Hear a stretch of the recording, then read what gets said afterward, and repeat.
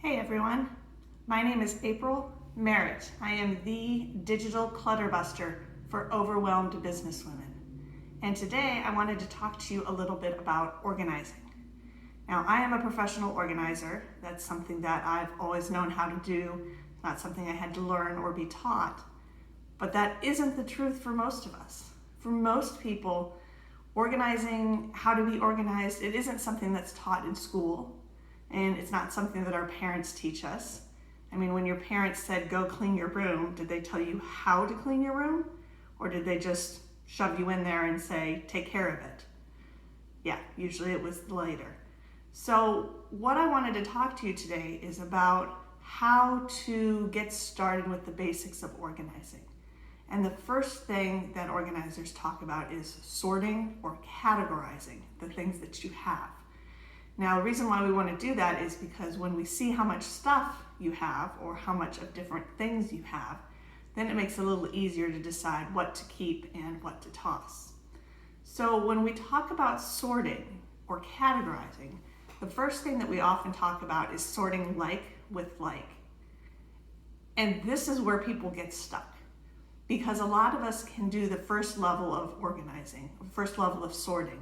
We can put all of our clothes together, we can put all of our kitchenware together, we can put all of our bathroom stuff together. But when it comes to the next level of sorting, that's where people get stuck.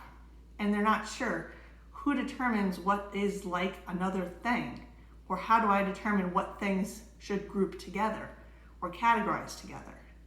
And the good news is that you're the one who gets to decide that. And so I wanted to give you a few examples today to hopefully get you unstuck and get you started on your organizing project. So when we talk about sorting and we talk about like with like, an easy example to give you is with clothes. Now, when I sort out my tops, I separate them from my bottoms.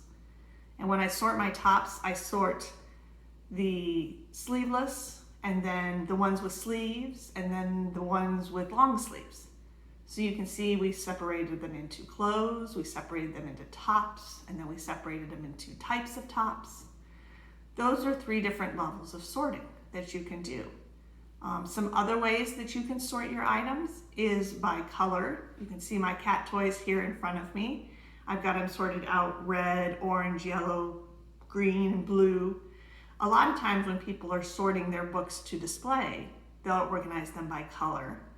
You could also sort your clothes by color. That's another way to sort of make another categorization for your items that you have.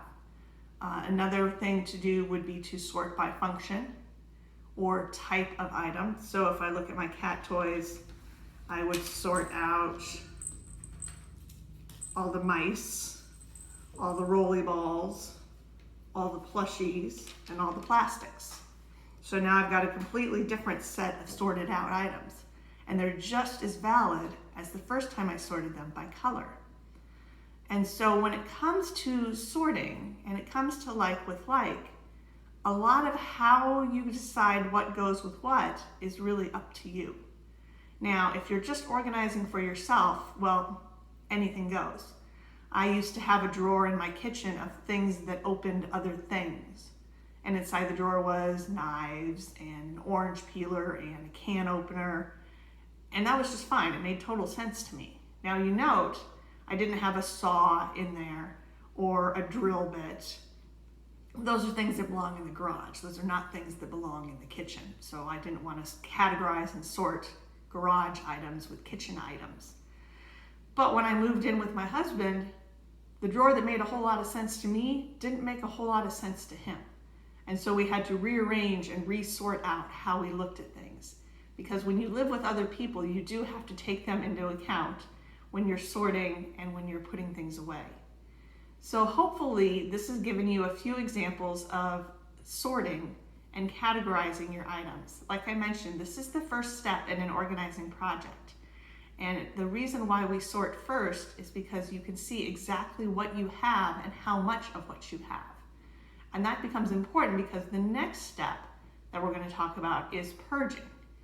And this is where you decide what items you really want to keep. You know, like they say, what items bring you joy? but we're going to talk about that in another video. So for now, good luck with your organizing project. If you have any questions, always feel free to reach out. Otherwise, I will talk to you all soon.